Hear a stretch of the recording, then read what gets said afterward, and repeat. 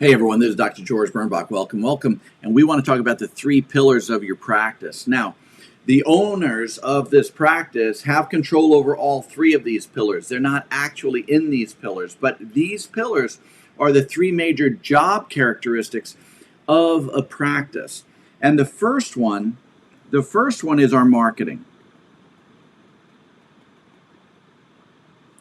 And our marketing should be thinking creatively. They should only be concerned with one thing, which is how do we get the messages from inside of our clinic out to the world so that the people who need us out there in the world can come in and get inside that clinic.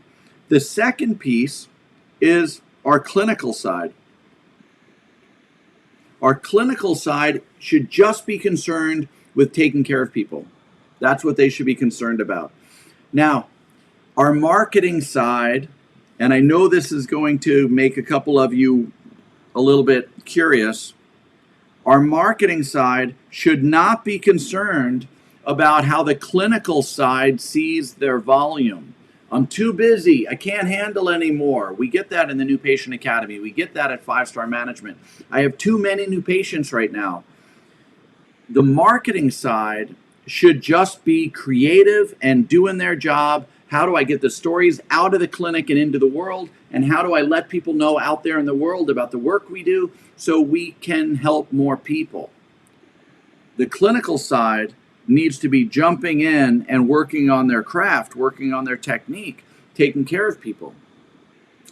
And so the meetings that occur between marketing and clinical should be how can clinical see more people, and marketing can say this is what I need from you to get these stories out. I need a doctor video, I need testimonials to interview, I need things like that, I need whiteboards with wins. So the marketing should be always on the creative side, and the clinical should be always on the patient side, but then they will interact on what does the marketing side need from me in order to get these stories out into the world. The third component is our administrative side. The administrative side should have one really overriding thought. How can I help everyone be more successful? How can I help the clinical side see more people and earn more from the work they're doing? How can I help my marketing side generate more new patients, more new business for the clinic? And so the admin side should be how can we increase everyone else's work and stay safe? Now, why do I say stay safe? Because we have to make sure that the I's are dotted and the T's are crossed. That's the admin's job. Hey, we have to make sure that everyone's notes are in. We have to make sure the billing is done appropriately and safely. We have to make sure if my marketing department needs something, I can't just go buy stuff without knowing that we have the money to spend. We have to do this in a very safe way. Make sense? So these are the three elements in any practice. The only time the marketing and the administrative side should really interact is if the marketing department needs something or the administrative side needs to know how to help the marketing department. The time the administrative and the clinical interact, well, these are our meetings to say, hey, this is what we're doing in the clinic. This is what we've done. This is where we are. This is what we want to achieve. And they have administrative meetings. But then when they all come together, in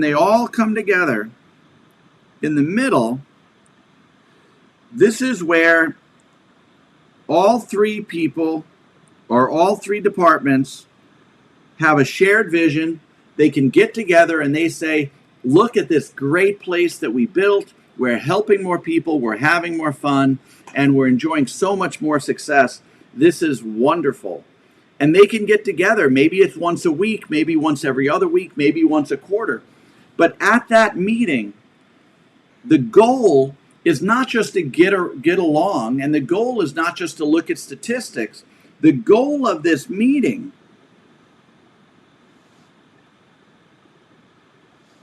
is to make decisions